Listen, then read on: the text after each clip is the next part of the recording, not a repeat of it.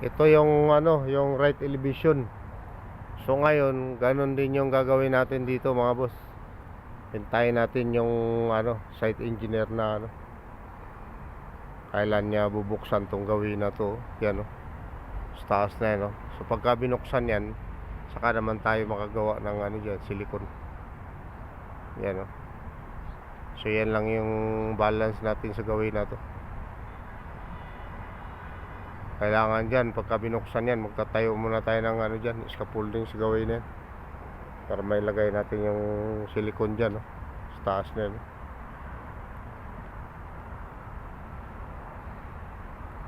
So kung makita natin dyan, yung loob lang yung ano, balance natin dyan sa loob na yan, no? Dyan sa gawin na yan, tapos-tapusan na yan eh. Ito na lang, oh, sa gawin na yan, no?